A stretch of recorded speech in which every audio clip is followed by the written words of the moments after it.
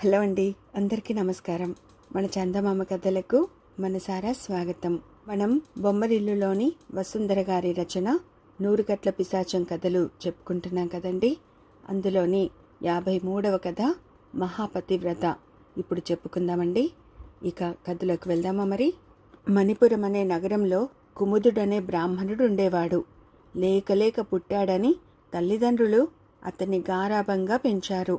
అందువల్ల కుముదుడు చిన్నతనం నుంచి చదువంటే శ్రద్ధ చూపక అల్లరి చిల్లరగా తయారయ్యాడు.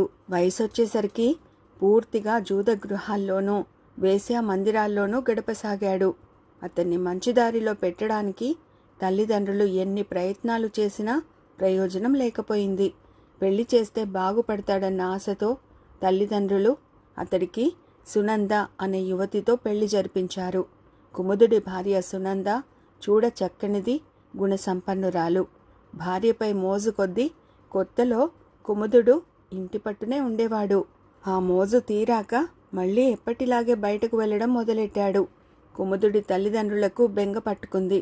కొడుకు బాగుపడకపోవడమే కాక వారి ఆస్తి కూడా తరిగిపోతున్నది. కూర్చుని తింటే కొండలైనా తరిగిపోతాయి. కుముదుడికి ఉన్న ఆస్తి కొండంత లేదు. ఆ దిగులుతో తల్లిదండ్రులు మంచాన పడ్డారు. అలా కుముదుడు ఇంటికి యజమాని అయ్యేసరికి అతడికిక పట్టపగ్గాలు లేకుండా పోయాయి. తల్లిదండ్రుల వైద్యం గురించి కూడా పట్టించుకోకుండా మిగిలిన ఆస్తిని విచ్చలవిడిగా ఖర్చు చేయసాగాడు. అలా కొన్నాళ్లకు కుముదుడి తల్లిదండ్రులు కన్నుమూశారు. అప్పటి నుంచి సునందకు కష్టాలు ప్రారంభమయ్యాయి. కుముదుడికి సంపాదన లేదు. చేతిలో ఉన్నదంతా ఖర్చు పెట్టడం ఒకటే తెలుసు. తండ్రి ఎలా సంపాదించేవాడో ఎన్నడూ పట్టించుకోలేదు. ఇంట్లో రొక్కమంతా అయిపోగానే చేతికందిన వస్తువునల్లా తెగనమ్మసాగాడు. ముందు నగలతో మొదలెట్టాడు. తర్వాత బట్టలు, ఆ తర్వాత వంట సామాగ్రి. ఇక అమ్మడానికి ఏమీ లేకపోయేసరికి ఇల్లు అమ్మేశాడు.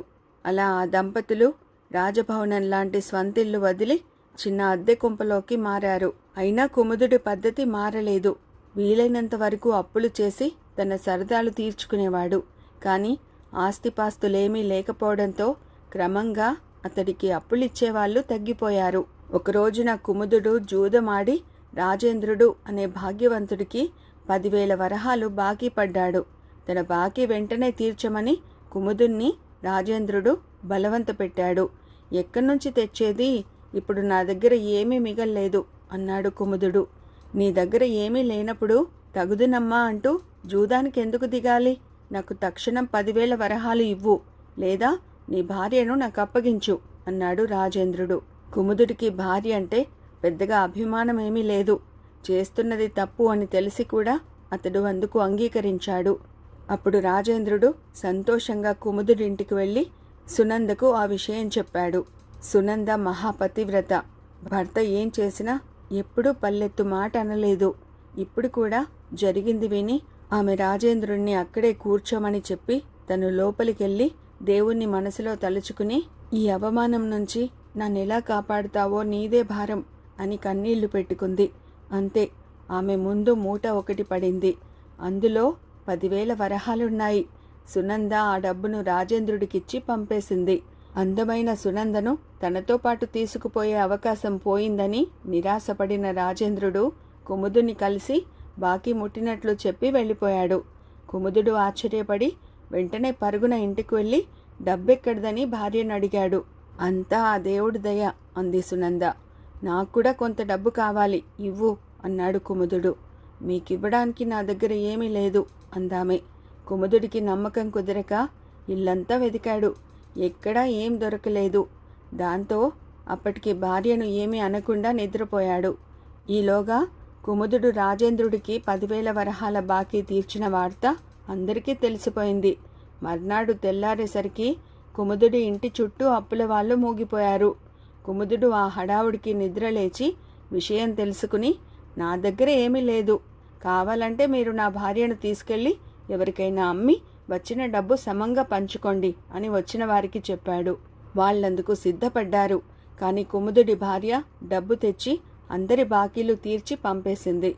రాత్రి అడిగితే డబ్బు లేదన్నావు, ఇప్పుడింత డబ్బెక్కడిది అని కుముదుడు ఆమెను కోపంగా అడిగాడు. అంతా ఆ దేవుడి దయ అంది సునంద. ఎక్కడున్నాడు ఆ దేవుడు అన్నాడు కుముదుడు చిరాగ్గా. నా ఎదుటనున్న మీరే నా దేవుడు అంది సునంద. భార్య వేళాకోలం ఆడుతున్నదని అనుమానించిన కుముదుడు ఆమెను చావబాదాడు. సునంద మౌనంగా సహించిందే తప్ప భర్తకు డబ్బు ఇవ్వలేకపోయింది. కుముదుడికి అసహనం పెరిగిపోయింది. అతడు బయటకు పోదామనుకున్నాడు. కానీ ఒంట్లో నలతగా అనిపించి పడుకున్నాడు. సునందకు అనుమానం వచ్చి వెంటనే వైద్యుని పిలుచుకుని వచ్చింది. వైద్యుడు అతన్ని పరీక్షించి విలాసాల కారణంగా ఇతడి శరీరం బాగా చెడిపోయింది. ఇతన్ని మామూలు మనిషిని చేయాలంటే చాలా ఖరీదైన వైద్యం చేయాల్సి ఉంది. నీ దగ్గర అంత డబ్బుందా అని ప్రశ్నించాడు వైద్యుడు. ఉంది అన్నది సునంద. నమ్మకం లేని వైద్యుడు ముందుగా డబ్బు చెల్లించు అన్నాడు. సునంద డబ్బు తెచ్చిచ్చింది. ఆ తర్వాత కుముదుడికి వైద్యం జరిగింది. సునంద అతడికి ఘన వైద్యం జరిపించడమే కాక వైద్యానికి తగ్గట్టుగా రోజు మంచి భోజనం కూడా పెట్టేది. అలా 2 నెలలు గడిచేసరికి కుముదుడు సంపూర్ణ ఆరోగ్యవంతుడు కావడమే కాక కొత్త తేజంతో ప్రకాశించసాగాడు. అప్పుడతడికి తిరిగి వేశ్యాగృహాలకు వెళ్లాలన్న కోరిక పుట్టింది. మీరు ఇల్లు దాటితే ఆరోగ్యం పాడవుతుంది. శరీరం మాటిమాటికి రోగాలకి గురైపోతే మరమ్మతుకి కూడా లొంగనంత శిథిలమవుతుంది. నా మాట విని ఇంటి పట్టునే ఉంటే మీకు రోజు విందు భోజనం పెడతాను అంది సునంద. నాకు విందు భోజనం వద్దు, డబ్బు కావాలి అన్నాడు కుముదుడు. నా దగ్గర డబ్బు లేదు అంది సునంద. కుముదుడు మళ్ళీ ఇల్లంతా వెతికాడు. ఎక్కడా డబ్బు కనిపించలేదు. మళ్ళీ భార్యను 4 తన్ని అప్పు చేసి జూదమాడాలనుకుని జూదగృహానికి వెళ్ళిపోయాడు. అయితే అక్కడున్న వాళ్ళందరూ కూడా నీకు డబ్బు అప్పుగా ఇస్తే నీ ఇంటికెళ్ళి బాకీ వసూలు చేసుకోవాలి. ఆడవాళ్ల వద్ద చేయి చాపడం మాకు నచ్చదు అన్నారు ఏకకంఠంతో.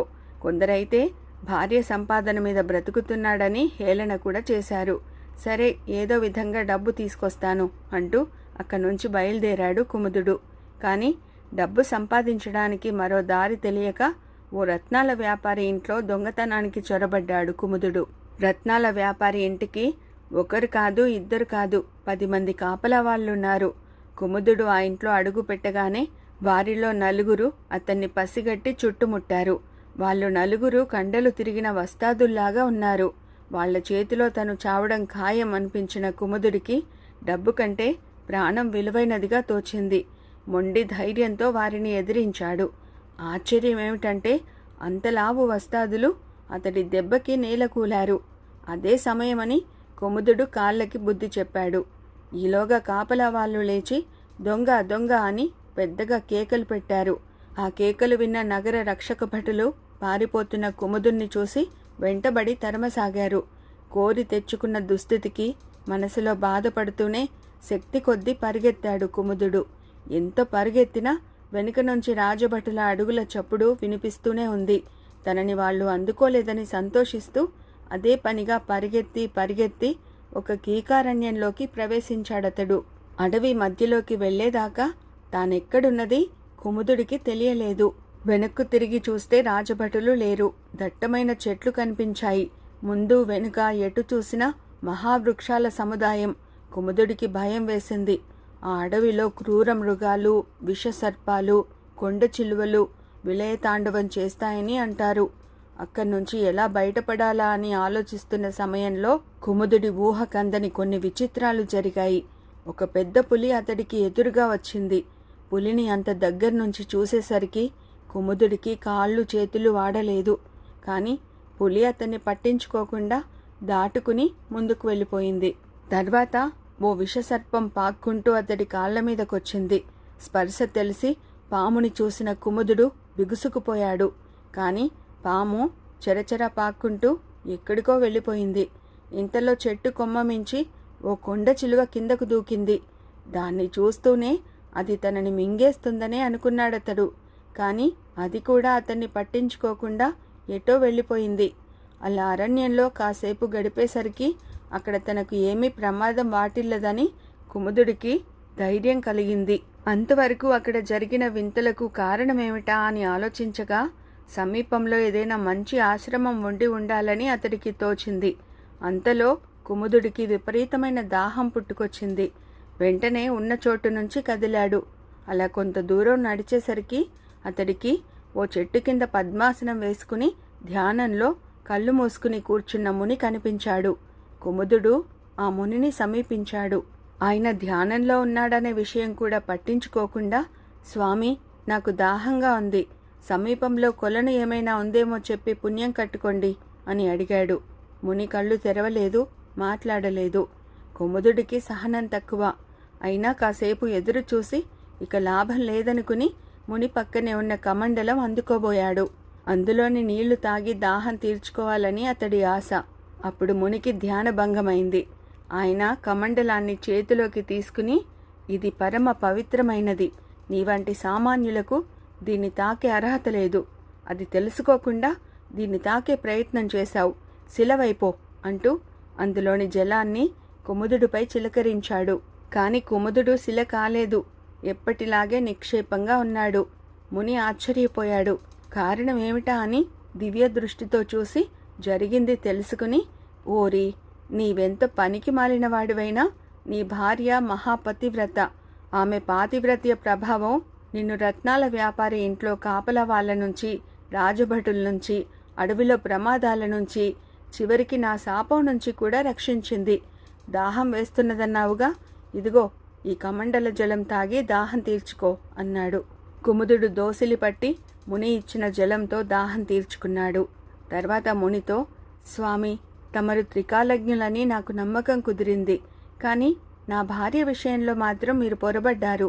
ఆమె ఇతరుల కోసం ఎంత డబ్బైనా తెచ్చి ఇస్తుంది, కానీ నా అవసరాలకి చిల్లి గవ్వ కూడా ఇవ్వదు.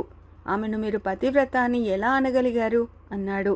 దీనికి ముని చిన్నగా నవ్వి, హోరి వెర్రివాడా, నీ భార్య మహాపతివ్రత అన్నమాట అక్షరాల నిజం. పాతివ్రత్యమే ఆమె ధనం. నీ ప్రాణాల్ని రక్షించుకునేందుకు ఆమె ఎంత డబ్బైనా సంపాదించగలదు, ఎన్ని మహిమలైనా చూపగలదు. కానీ ఆమె పాతివ్రత్యం నీ విలాసాలకి, సరదాలకి ఉపయోగపడదు. వాటి కోసం నువ్వు కృషి చేసి డబ్బు సంపాదించాలి. నీ భార్య నిన్ను దేవుడిగా భావించి పూజిస్తోంది. నీవు సన్మార్గంలో నడిచి కృషి చేస్తే ఆమె పాతివ్రత్య ప్రభావంతో నిజంగానే నీవు దేవుడివి అవుతావు. లేదు, నీ ప్రాణాలు మాత్రం రక్షించుకుని నీచంగా జీవిస్తావు అన్నాడు. అప్పుడు కుముదుడికి విషయం అర్థమైంది. జ్ఞానోదయం కలిగింది. అతడు మునికి నమస్కరించి తిరిగి తన ఊరికి వెళ్ళాడు. భార్యను ప్రేమగా చూసుకుంటూ సన్మార్గంలో కృషి చేసి పోయిన ఆస్తినంతా తిరిగి సంపాదించుకుని గొప్పవాడిగా పేరుగాంచాడు. వినయశీలుడు ఈ కథ పూర్తి చేయగానే, పతి క్షేమం కోరిన భార్యకు పాతివ్రత్య ప్రభావం ఉంటుంది. నా సరదాల కోసం ప్రజల్ని వేధించే నాకు భర్త గురించి ఆలోచించే వ్యవధి కూడా లేదు. నా సరదాల వల్ల నా సమయం వృధా, ఎందరికో వ్యధ. నేను పతివ్రతనై నా భర్త క్షేమం చూసుకుంటే ఆయన ప్రజాక్షేమానికి కృషి చేస్తాడు. రాజ్యం సుభిక్షంగా ఉంటుంది. ఈ విషయమై ఆలోచించవలసి ఉంది అనుకుంది మహారాణి. మహారాణి ఆలోచనలు ఎలా ఉన్నప్పటికీ ఆమెకి కథ బాగా నచ్చింది. ఆమె కథని మెచ్చుకోగానే వినయశీలుని ఆవహించిన 100 కట్ల పిశాచానికి మరో కట్టు విడిపోయింది. మర్నాడు వినోద ప్రదర్శనకు ముందు యథాప్రకారం కథ వినడానికి మళ్ళీ వచ్చింది మహారాణి. వినయశీలుని ఆవహించి ఉన్న పిశాచం మరో కథ చెప్పడం ప్రారంభించింది.